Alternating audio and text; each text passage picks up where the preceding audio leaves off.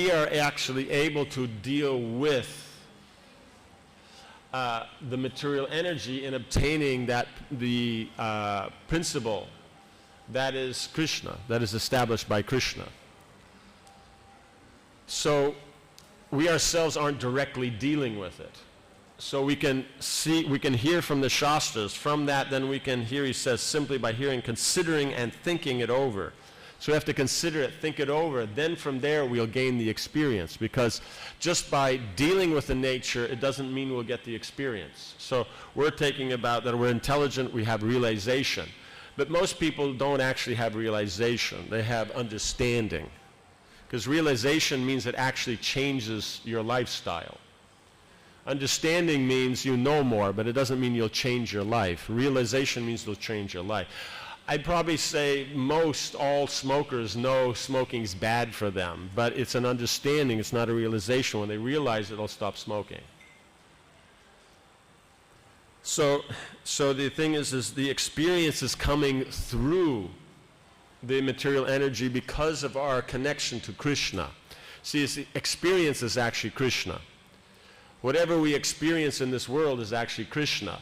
But the medium through that to Krishna is through the material energy. Then what happens is we're thinking it's the material energy that's giving us the experience, but that's not possible. You can't get the experience from the material energy. It's coming from Krishna. That's why then you must hear, consider, and contemplate it. Then you actually can get the experience. Otherwise, you'll deal with the material energy, you'll get the observable result, and you're happy to get the result, but that's not actually experiencing what's going on. That's the thing. So many times we get things in this world. We work, we get things, but we don't actually experience the actual situation, the relationship. We don't experience. That's much of the problem with the relationships in the world, is that people aren't actually getting the experience. What they're getting experience is to do with them, like that. I want this, so if I get it, I'm happy. I don't get it, I'm not happy. But that process of getting it, the other people involved in that process, that is not a consideration. That's not the experience.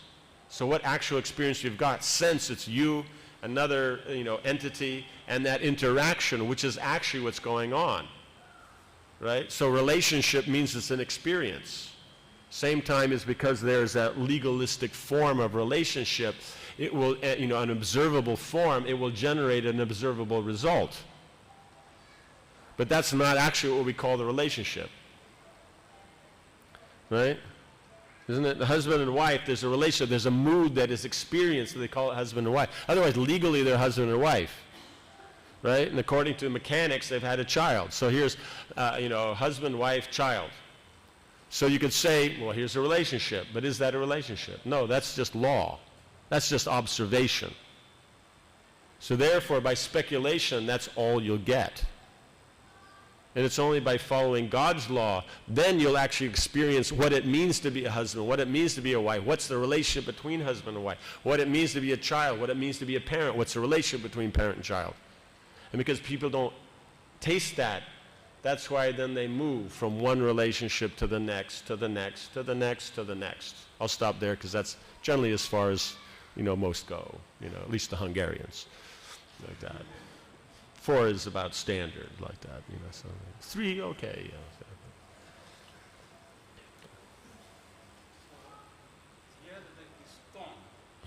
The ISKCON. The ISKCON is considered Vaishnava tradition. Yes, that's what we're trying.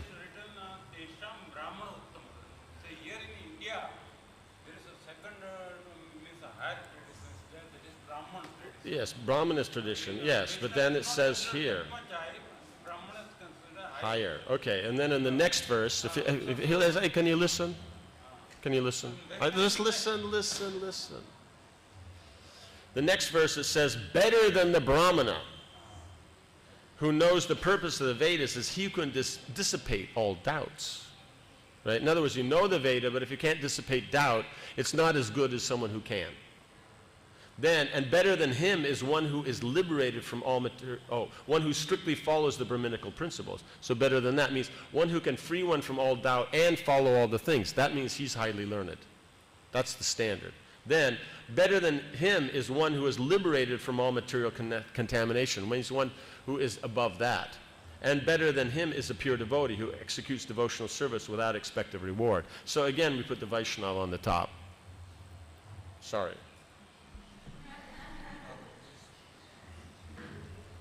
Okay? So that's what we're following. No buts in this conversation. Like that. Okay. Yes. Maharaj, you were explaining how, just to start, ISKCON needs to deal with protection issues.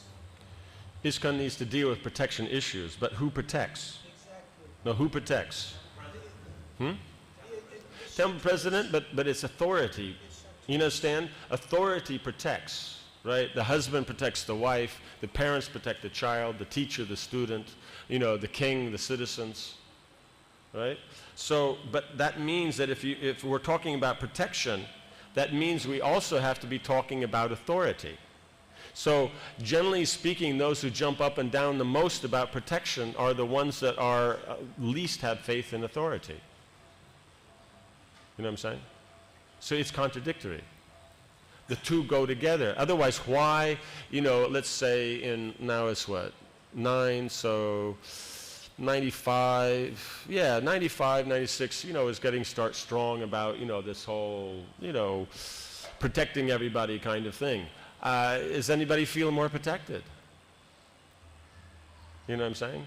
You go around. What position in the society is secure? Where does someone feel? Because why? Because in those 12 years of trying to establish all that, there's never been an element of trying to establish the principle of authority. Individuals establish their authority, but is it based on the principle of authority? So until you establish the principle of authority, how do you have protection? Because protection means you're protected by an authority. Right? Otherwise, if you're not protected, you have to do it yourself. So the modern thing is do it yourself. Then at the same time, but where's the protection? It doesn't go together. You can't have your cake and eat it also. That's the thing. They want both. Right? And after having the cake, eating the cake, they also want to be able to go to sell it in the market and make profit. So it doesn't even end there, right? It's not even enough that they have the cake and eat it. They want to be able to, sell it and make money. You know what I'm saying? So it's not working. Why isn't it working? Because the science of Krishna consciousness is not being understood.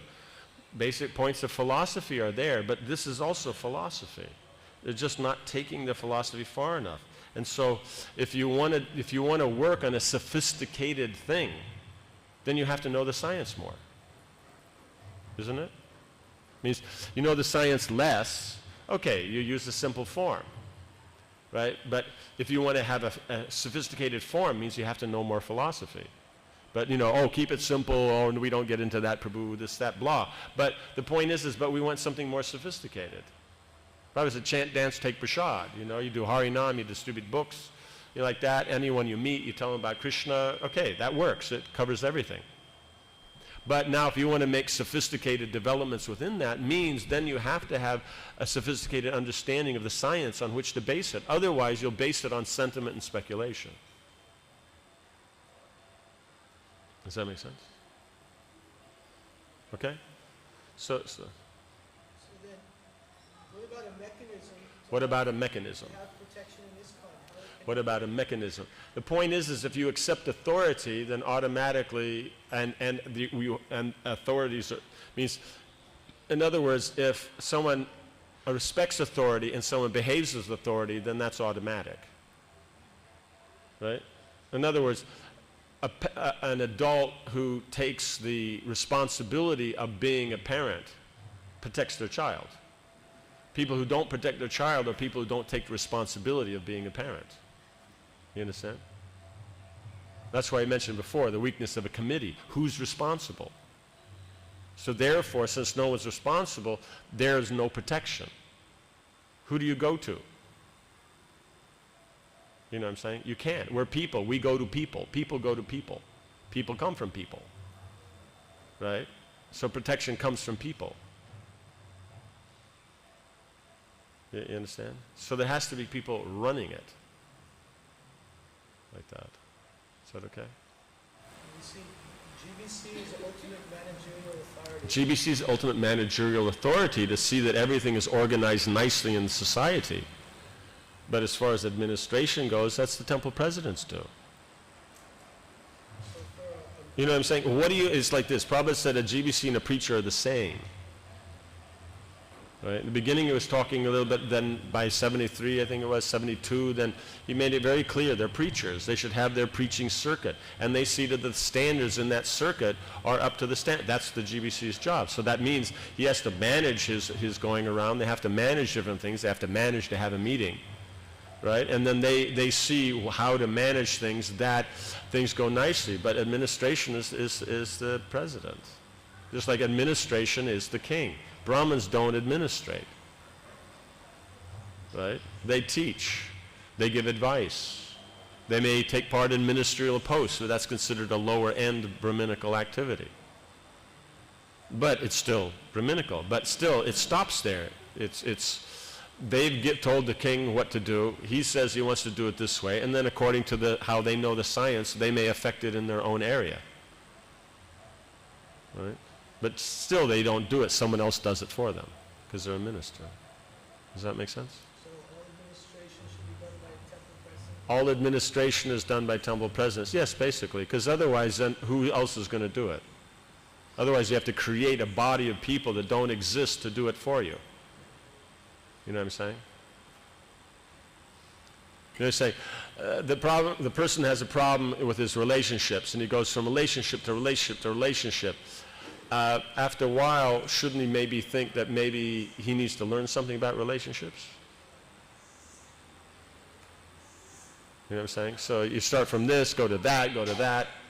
No, but if you understand relationships, then it doesn't really matter what one you're dealing in, you're dealing with it.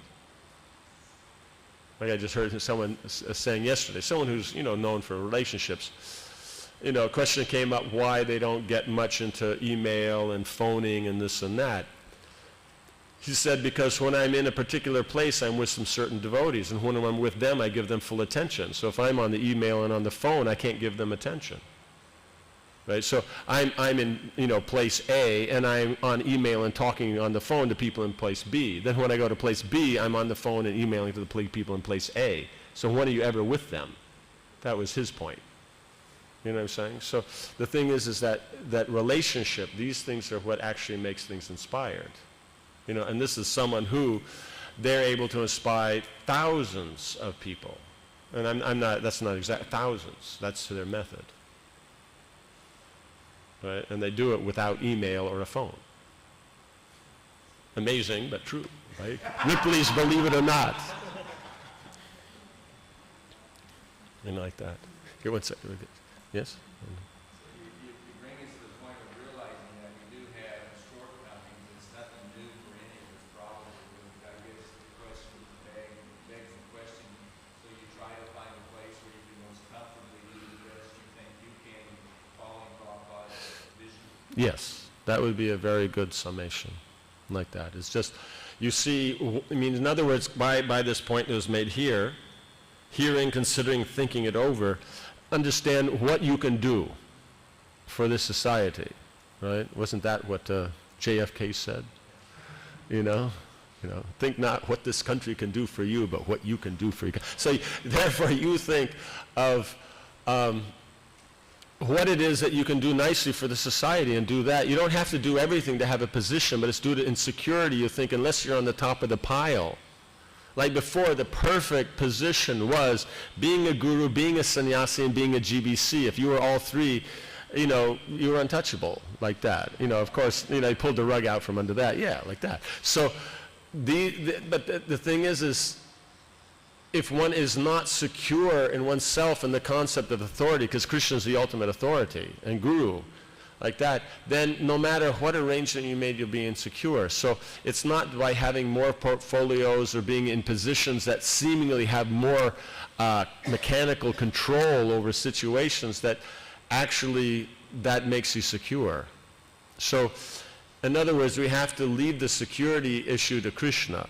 you know, and then look at it, well, what can I do? And not look at it, well, what is the social implication or this or that, or, you know, the control or enjoying or anything, and just like that. Then it works very nicely. Once you put it into that, then, you know, very comfortably everybody just finds where they are, and it works, because there'll always be people who will look after for you if you're in the system. Varnashram system looks after itself, but if you're not within the system, then you're not looked after by it, you know, as well. It's harder to look after because you live in the jungle. Right? Maybe a cement jungle, but hey, it's still a jungle, right? You know. So that's the. Is that okay? Okay. Was that Mataji? Oh, it's answered. Okay. Okay. Your question? It was concerning about, like when I first came to the movement, it seemed very destination oriented. Like Destination oriented. very like other religions, like Christianity, like they don't have any eternal lasting life and this kind of stuff. But also I was in like New Age stuff, and it seems like in the New Age it's all process. And here I would say it's more experience. New Age is more experience than processes, because the process, if they don't give you an experience, no one comes to the little yoga center. Have you ever been to a yoga place in India? Just pukka yogis, that's all they do. Just 4 walls and a floor, that's it. But you go to these New Age, and you know, the music and the colors and the plants and, you know, the crystal here and there to create the vibe. So if you, when you walk in, you don't get a experience, you go out the door. Self-help, but still, self-help is for what? To make profit. It's not for self-realization. So the one so-called self-realization is for, sorry I'm doing this, I'm sorry, you get used to it. It's just that, it's just what lawyers do when somebody talks, right? You just have to cut them off, you know, because you have to, like that. Isn't it? That's the way it works, right? Yeah, that's the way you win your case, right? Okay, so I'll let you finish. Go ahead. Sorry.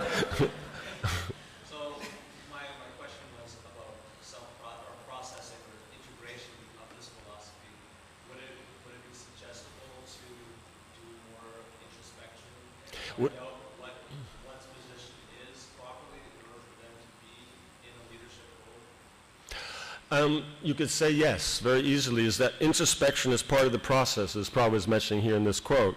So we are not the most intelligent person, right?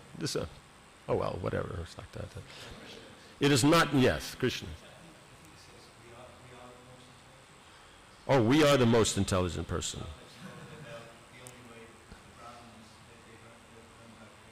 Okay. Oh, okay, I get it here. Okay, so this is in the context of talking about the Brahminical element. Okay, so now he's put a context. That's why it's always good to know the context of a thing. So we are the most intelligent person. Most intelligent means one who learns by hearing, right? It is not possible to experience directly. So going through the senses and trying to learn from that, it won't work very good. Because the problem is that that in the conditioned state, we're going to make mistakes. We're going to be under illusion. So then, when we are,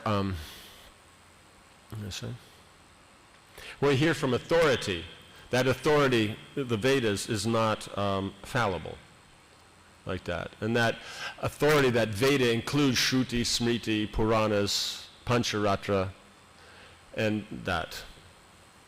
So that all those different elements are there. So then we can gain through, the experience can gain through hearing. Then when you apply the process. So what's happening here is that one needs to understand 3 things. One has to understand relationship, process, and goal. And in that, one has to understand the mechanics of the relationship and the experience of the relationship. So,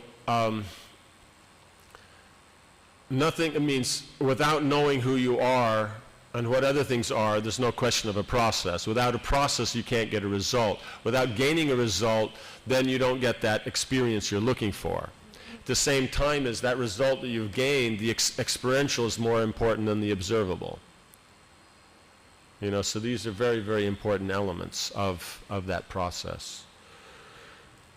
So that means if one isn't contemplative, it will be very hard to be dynamic in the process. And to that degree that you're dynamic, to that degree you'll be able to lead. There's another place where Prabhupada says a leader means one who's inspired and who is always inspired and who is able to inspire others, right? So that's the thing, is that the Vedic definitions are very simple. And if we ask the modern self-help to say, what's a leader? It'll probably be much longer. And you might be able to find a problem because it'll apply in this situation but not that. But this is that it doesn't matter what you're leading in. You're leading in arts, you're leading in medicine, in economics, in administration, in science or academia. It doesn't matter. If you're inspired in it, then you will naturally be a leader for others. But to be inspired means then you have to be contemplative, because it means for something to come out means something has to be going in, right? Unless I have something in the glass, I can't pour something out. So if the way inspiration comes out is if it's going in. So I have to be, I've heard the philosophy, contemplate, how does it apply? You know, both in its, you know, theoretical and practical forms. Does this work? Now what if the position's filled and you know they're unqualified? If they're filled and unqualified, but actually that's not the main thing, because then the question comes is what would be your alternative, right? So if it's not educational, then next it'll be political, right? Generally, you know, economics wouldn't bother with that because it's not making money anyway, so why would you get involved in that kind of thing? You know, in other words, if it makes money, it's real. And if it doesn't make money, you wouldn't bother. Does that make sense? You know, in arts and all that, then nice. You have sentiment and feelings, so you can have a few nice lectures or some discussions or something. So basically, then your alternative is going to be political. Does that make sense?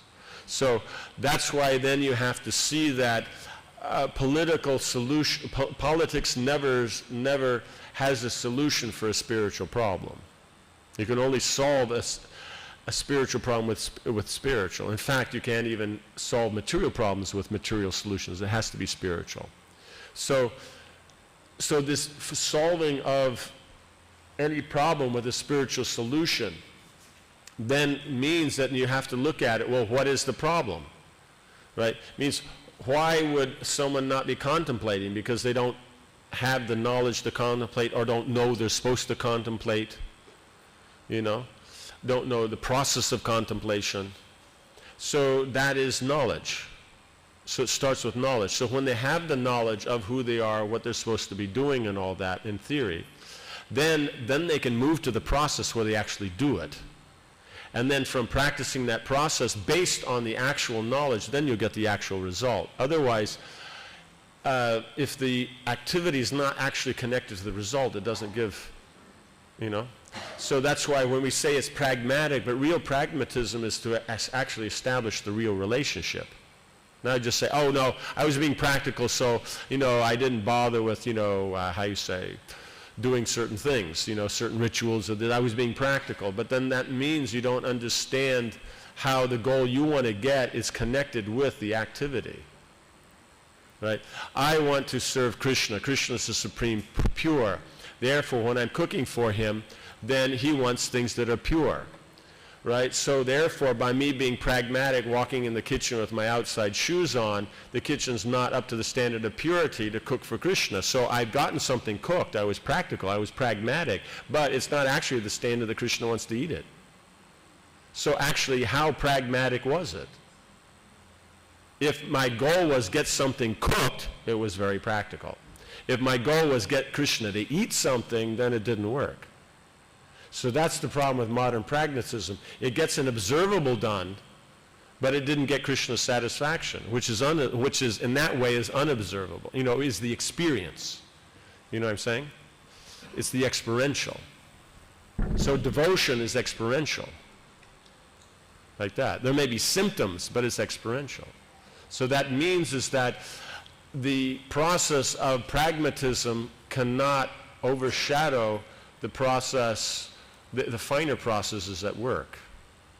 So that means the person who did that doesn't actually have enough knowledge and has not contemplated actually what's going on. The reason he didn't do that was not because it was not practical. He wore his shoes because the kitchen's not so clean. But why is the kitchen not clean? Why, as a Brahmin, he didn't clean the kitchen? Prabhupada says the Brahmin goes into a place, he makes it cleaner than when he went in there. So that means then it wasn't a Brahminical solution.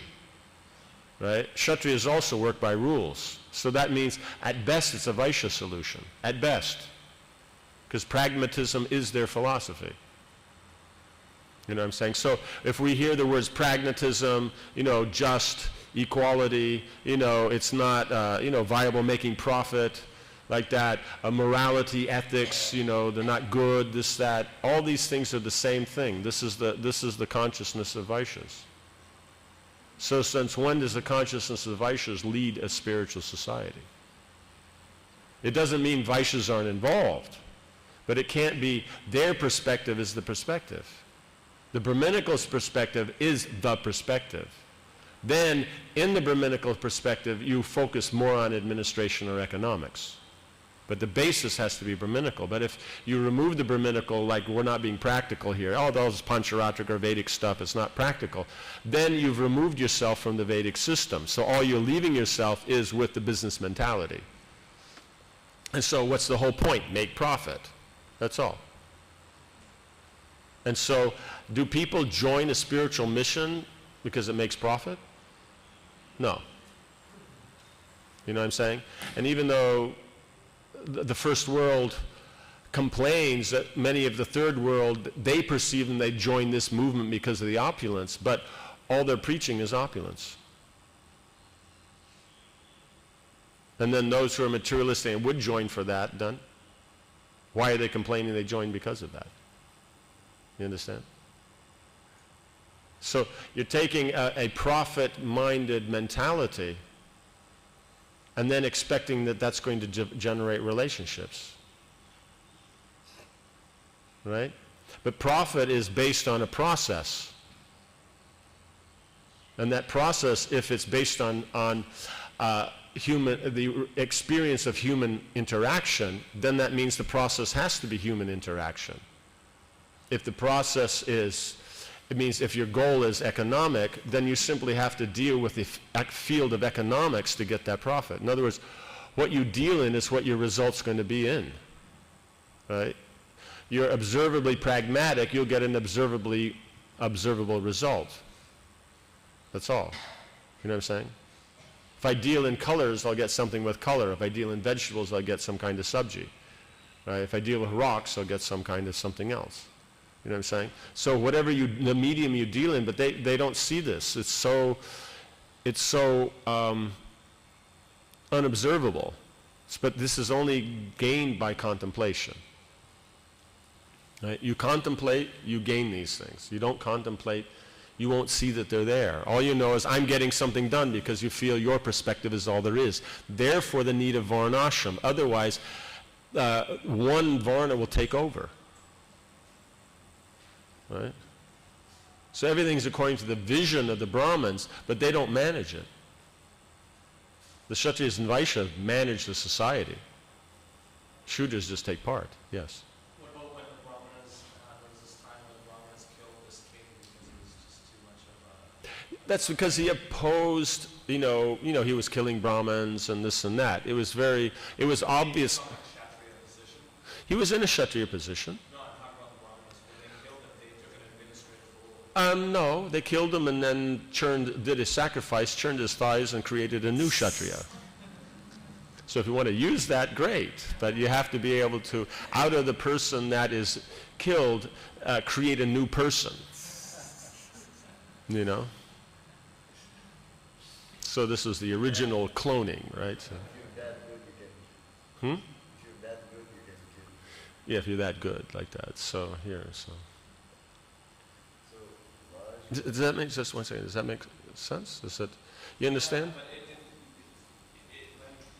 didn't really go to where I wanted it to go. See, the thing is because in this is, it's not going to go into a political forum, you know? And because what we were speaking before, though it sounds like it's on that, it's the science. So it's still a Brahminical science. It wasn't saying what to do. It was saying what is the position and what is the science of acting. It wasn't saying what to do. So that's the thing is the Brahminical is to point out what is the position. What is the nature of what kind of things should be done? What are your actual goals? What are you actually dealing with? Because if there's a mistake, means there's a mistake in one of these three, in the Sabandha, Abhidheya, and Prayojana. So it means they don't know what they're dealing with, they don't actually know the process, or they don't actually know the goal. So you're educating, right? And then in knowledge, then they'll act. You understand? Because by what we said before, political will give a political result, but it won't actually correct it spiritually. Right? Prabhupada was always telling Mahatma Gandhi to follow, preach Bhagavad Gita and make that the standing of your position. But he didn't. So he used politics, religious politics, but he only got a political result. Its whole problem was religion. You understand? That's why there's no solutions to these things. Only education. That's why in Vedic culture, education is the foundational element of it. If education is there, then the martial, whole structure comes into play. But it has to be based on education. Then in that environment, there'll be a safe environment in which Vaishyas can flourish. And if Vaishyas flourish, there'll be facility for everyone to be comfortable. Right? So if they're looking for money, you got to start with the Brahmins. And Artha comes from Dharma. So Brahmins establish Dharma, see that it's carried out, but they learn it from Brahmins. Right? So that means in a spiritual society, your leadership has to be leading in the Brahminical science and culture. That is what is done. There's plenty of people to manage. There's tons of managers that don't manage because people who don't know management are taking the positions. You know what I'm saying? People who don't know management will sit around and fight over something like that. Someone who actually is a manager won't bother. He'll either look at it, come in, take over, or do his own thing. He's not going to waste his time with non-managers talking about management, right? Isn't it? Why would a manager go into a room full of non-managers and listen to them speculate on how to manage something? Why would he waste his time? He could be out managing something, getting something done. Right? Or, being spiritual or doing something else. You know what I'm saying? He'd be doing something else. He wouldn't be doing this, so. Like that. And managers won't be satisfied that it doesn't work. They will make it work. In other words, what worked they keep and what didn't work, that they throw out. They never throw out the whole system. They just won't do that. Does that get close enough? And you have to understand is law is functioning in the, in the Kshatriya environment of administration and that thing. But it's actually a Brahminical occupation because it's supposed to be establishing what's truth, what's right, based on higher authority, like that. That's why you have 5 million books that you have to read, right? Because that's your authority, right?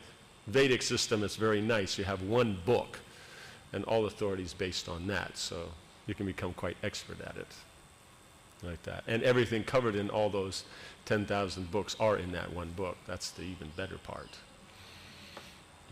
Does that make sense?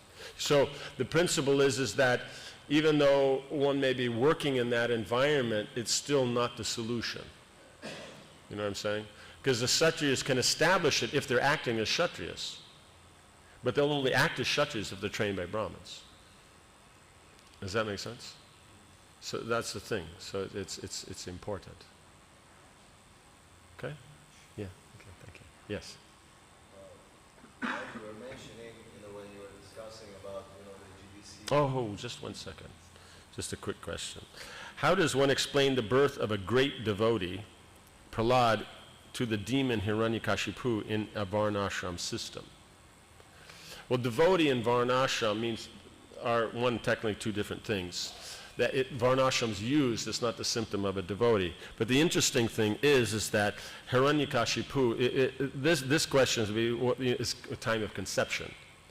Hiranyakashipu had gone with his brother out into the forest, This is described in the Shringa Purana. And they're doing austerities. And because when demons do their austerities, then it's always bad for, everybody else except them. So the demigods got worried. They got together, didn't know what to do. Narad Muni said, myself and Parvata Muni will take care of it. So Narad Muni and Parvata Muni, then they took the forms of little sparrows, right? They're little birds. They're hard to catch, hard to shoot, and at the same time have a very high, squeaky, very annoying chirp, right? So now they came, and where Hiranyakashipu and Hiranyaksha were doing their austerities, then Narad Muni, Parvata Muni, in the form of these sparrows, sat on a tree branch, enough out of reach, but close enough to be noticed. And then started chanting at the top of their lungs, Om Namo Narayanaya. Just on and on and on and on. Birds do for a while, then they go away. So, but they didn't go away. And then Hiranyakashipu wakes up, tries to get him to go away, won't go away. Then he gets out his bow and arrow and shoots. By that time, they're gone. Right? So now his mood is completely disturbed, so he goes back to his, goes back to the palace and all that, for a break from his austerities. They're all surprised he's back so early and that. And so then he spends his time trying to, forget the terrible experience of hearing the holy name, right? Sits with family and friends, has dinner, listens to music, drama, this or that. None of it works. So he thinks, okay, last thing, goes to bed with his wife and thinks, now this will definitely make me forget. But it didn't. So at the time of conception, he was chanting Om Namo Narayanaya and thinking of the bird. But the bird was Narad Muni. So he's thinking of a pure devotee and chanting the holy name when he conceived Prahlad. So that's why Prahlad was a great devotee, right?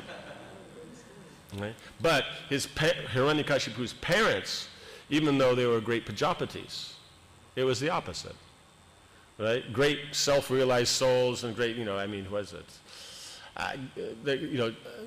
The husband is the son of Brahma, the daughter is granddaughter of Brahma. Great personalities, Prajapatis, but she was thinking of prestige.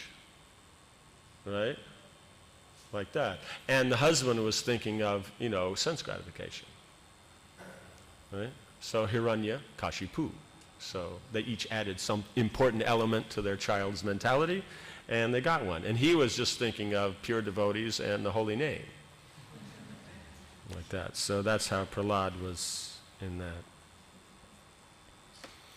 Okay, you say. So. When you were mentioning about the GBC having a Brahminical position, and the temple president being our, in contemporary means the Brahman and Kshatriya means by nature of the duty. It doesn't mean that the person in that position has to be from there, but it would mean that they would have to be purified to the point they could take those duties and do them nicely for Krishna, right? So then the temple president, which is let's say a Kshatriya position, now how is that gonna evolve when we go from the scope of just having temples and this and that, and we grow into a broader, more variegated society, which is gonna manifest into something closer and closer to a full-fledged Varnashram society, so how the Kshatriya position is gonna evolve? How will the Kshatriya position evolve as we expand? How means. It's because you're looking at it, how does it go from being the temple president to in charge of, the city or the country or like that? But what you're having to look at is what is in a country, right? The citizens, and there's a big variety of things. So the point is that the Kshatriya, one of his qualifications is the ability to distinguish who can do what, right? And how to get them to do that. So in other words, someone engaged according to their nature and knowing how to connect that nature to Krishna, that's a Kshatriya's business. Not how could the best utilize this person to, make profit or make money. That's how a Vaishya looks at it. So that's on a smaller scale. So on a smaller scale, you can run a temple that way, but on a bigger scale, you'd have to have the Kshatriya mentality because you have congregation, you have so many different kinds of preaching programs and this and that. So it's actually basically, generally your Brahmins and Kshatriyas are able to identify that. So then it's a matter of, you may have had some idea of a program you want to establish now, you're looking for people, but then a person comes along, but will be expert at a completely different program. So if the facility is there, just you were thinking this, but they have an idea of that, do that. But if you have to, no, but I thought this, and all my thinking about this will be wasted if the person doesn't do that, that's not a Brahmana or a Kshatriya. That's simply profit and loss. And even a good businessman won't say that. That's basically, Shudras will look at it that way. You know what I'm saying? Because the point is a Kshatriya will make so many plans, and if it doesn't work, he'll throw it out in the moment. If he can't do that, he will lose. If you're on the battlefield, you make your plan, but when you get out there, then it's according to what's happening there. So you have to change your plan on the spot. You have to. Right? In business, you have a plan, you go ahead, things change. You have to change at that moment. You can't stick to the plan. You have to make, Brahman, he has a particular thing, you're preaching a particular way or doing something, and things change. A question comes up, or this, you have to change. Right? So that's the thing, is their understanding of the science doesn't change. What they change are the details. Shudras deal with details. So therefore, for them is then, to create their security, they don't want to change. They talk about change, but the change is only in relationship to their sense gratification. That's what change means. I feel uncomfortable following this regulated program. I want to be free to go out on a walk whenever I like to or something. It's a Shudra mentality. Like that. You need to walk, then work it into your program. Or if an opportunity comes up, then take it. But you can't leave everything up in the air because you maybe will feel like this or maybe feel like that. So your security is your own emotions. And you don't really care for the environment because others cannot function in that environment. Everybody else has to work around you. You know what I'm saying? So in one sense, that's what the society does. The society does work around the Shudras to see that what they need is taken care of. But the standards are not set by the Shudras. Does that make sense? That's the thing. They're set by the Brahmins, which means it comes from the Shastra. The Kshatriyas see that it's going on. Does that make sense? So therefore it can expand, and then automatically you're expanding to that point, but there's already going to be people in those positions. Bhaktivinoda Thakur talked about the high court judges wearing tilak. You don't have to become a high court judge, just like this. Take an example. Okay, you have a devotee think, okay, in Indology, in the academics, they speak badly about India because the Indologists speak badly about India, so we'll become academics, we'll become Indologists, and this way we'll set the standard and show them actually what's right. Has it ever happened? I don't know one, and I know a lot. So they became Indologists, and they became the ones that are speaking against us. A little more friendly than the others, but that's about it. You know what I'm saying? So it didn't work. So we don't have to become the big guys. We just have to preach. Think of it. You go to campus. Okay, you go for 4 years. Okay, and you'll put in how many hours a day studying and classes and this. What, 6, 8, 10? If you want to get a 4-point average, put in that much, okay? Now, okay, that's nice, but people still won't take you seriously. So another 2 years, you get your master's. Another 3 years, you get your PhD. Right? So think of that. 10 hours a day for 8 years. Really focused and committed if you really want to make it and be good. Now, could you imagine if you put in that much contemplation and thinking and that many hours into preaching on campus? You probably have the whole campus devotees. And that way you don't have to be that. You're already ahead. Now, instead of spending 8 years and now you can supposedly start talking. No, you can't. As an academic, you can't say boo about Krishna consciousness. Because Krishna consciousness means you have to be able to give a conclusion, a solution. And an academic, that is the, number one rule that you can't do. So therefore, you just spend eight years at 10 hours a day, and you still can't preach. But as a devotee, you go to them as an individual and preach. And then, even though on campus they can't say anything, but they're all practicing devotees. Because that's all our academics are anyway. They go to the campus, teach classes, they don't teach Krishna consciousness. But when they go home, they're devotees. So right there is that one person did all that, and then he has one devotee doing that himself. Right? When he could have spent the same amount of time and probably had tens or hundreds of people involved. You understand? So to be successful on the government level, you don't have to be there. The government people themselves are already good at it, so let them, make them devotees. They'll do it for you. They already know how to run a country. They'll do it anyway, but with God consciousness. People already know how to run businesses. Let them do. You know what I'm saying? You don't have to be a billionaire to be able to preach. You preach, then the billionaires will be devotees. Does that make sense? So we just have to focus on Krishna. You establish the Brahminical culture, as Prabhupada said, you establish a class of Brahmins, everything else will fall into place. Brahmins will always establish Kshatriyas, and the Kshatriyas will always establish the other things. And despite anything, the Vaishyas will always make money. You know what I'm saying? So now it's just a matter of it's God conscious and nice.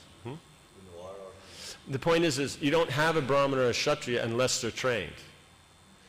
Means you can have a Vaishya who can make money even though he's untrained. He may be a terrible person and have bad relationships, but he'll be a good businessman. Right? You can be a great artist and be a terrible person to be with. But you can't be a Brahmin or a Kshatriya if you're not, if people can't work with you. You know what I'm saying? That's why Gita talks about Brahmins and Kshatriyas by qualities and Vaishyas and Shudras by actual occupational duties. It doesn't say any qualities for Vaishyas or Shudras. You know, it says what they do. But for the Brahmins and Kshatriyas, it doesn't say what they do, it says their qualities. So if you have those qualities, you'll get everything else. Because saying it won't make it happen. Does that make sense? Gotta go. Is that okay? Like that? You had some? Problems of having a committee at the top. Does it apply for for ISKCON also? If you're implying that the GBC is a committee, it's not a committee. It's the Vishwa Vaishnava Rajya Sabha. It's a sangha of the senior Vaishnavas who are the main preachers of the movement, which our GBC is.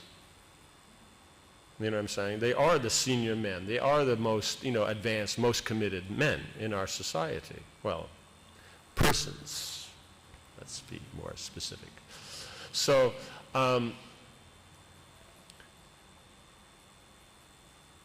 I guess you could say men, because nowadays a bunch of girls are there. You can come up to them and say, "Hey guys, what's up?" So it doesn't matter. So I guess you could call them men also. So then. That's not the problem. So it's about if it functions as a managerial committee, that's where it falls apart. You understand? It's a satsang of senior Vaishnavas that come together, share their experiences and vision to see that the mission of Lord Chaitanya is going together at the same rate, speed, and direction. That's what it's for. Then they go back to their individual areas and see that, it's going on. That's what they do. Understand? But if you turn it into a modern committee, but what they forget is that the modern committee does have a CEO, and he actually he does what he wants. And if the committee doesn't like it, then they fire him. But if they like it, he's the one doing it. They can't tell him, well, you should do this and do that. He can decide whether he wants to do that or not. So it still has a head. You still say, this company is going well because of the CEO. You don't say, this company is going well because of the committee. Have you ever heard that? Have you ever heard that this multinational company is doing excellent because of their board of directors? No, it's because of their CEO. Right? That's the point. And generally many times, makes whoever else is there or who he wants to work with. But the point is you have somebody taking responsibility. Company goes up, everybody's humping. Company goes down, they fire him. So how are you going to apply those things in our situation? Ours is different. Ours is a satsang. So you can't apply those things there. They don't work. You know what I'm saying? So it's different. That's the thing. If you understand it's different, then you can understand how it'll work. You don't understand it's different, then it won't work. Like that. I should end now, so I have to go. I have meetings at 10. It's a short question, but it doesn't mean it's a short answer. Can you say it in one sentence? What about the panchayat system in a village? Is that A panchayat system, is it Vedic? Yes, because who are you dealing with? The village means who? Yes, so they're the ones that feel unless I'm involved, it's not happening. Right? So therefore you get people who have a lot of material experience, in various areas. And then they get together and they discuss. And so it works on the panchayat is a village. That's how you run a village. Right? But you don't run a country by a panchayat. You know what I'm saying? So if you want to run a small temple where everybody knows everybody and everybody's there, then nice. But if you're running one of these temples that's in a city where nobody knows anybody, then how is that going to work? And are you recognizing them for a particular skill, or it's simply because they got a loud mouth or they're a Prabhupada disciple? Is that the reason they're on the committee? If you have a management committee, why is it that being a Prabhupada disciple makes you qualified? It doesn't mean you're... Prabhupada disciple and manager are not synonymous. But you find every committee has to have the Prabhupada disciple there. Why? Oh, he's been around 30, but what is it? What management he's done in 30 years? Well, he was the temple president. Yeah, that was 1970 what? And this is 2000 what?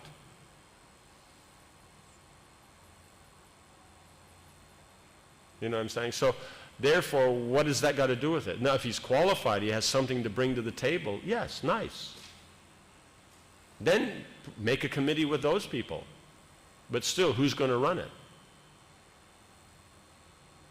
Someone who can understand all those aspects will run it. Right? It's just straightforward management. The eternal laws of God, eternal principles of management. Right? That you have to buy something cheap and sell it more expensive. That's a law of God. Right? The New York Stock Exchange did not make that up. I didn't want to break any bubbles there, but they didn't make it up. You know what I'm saying? in the panchayat, is there also like... There's a head of the village, of course. He has to see that it gets done. But the panchayat is there. You know what I'm saying? Then 10 panchayat leaders, then there's a leader for one of those. And then 10 of those, there's one for there. So however big your country is, then eventually it gets up to the top. That's your lower committee, your lower administrative committee, that they discuss what's going on in the nation, and they present that to the higher committee, which is the king and his ministers. That's where democracy stops. Then the king and his ministers make the decision. It has nothing to do with that lower thing, because they're supposed to protect. One could say, well, what if they don't? That means, what if they don't? Who is saying what if they don't? Why would that be a consideration? Yudhishthira Maharaj is the king of the country. But what if he doesn't worry about the tribals over in this way? Anybody brings that up? No, because they're talking about Kshatriyas. They're talking about people who have faith in the system, faith in authority. So who brings that up? No, but what if they don't, Yeah, the guru is in charge. No, but what if? Who's bringing that up? A person with no faith. I don't mean not faith in Krishna, but no faith in authority.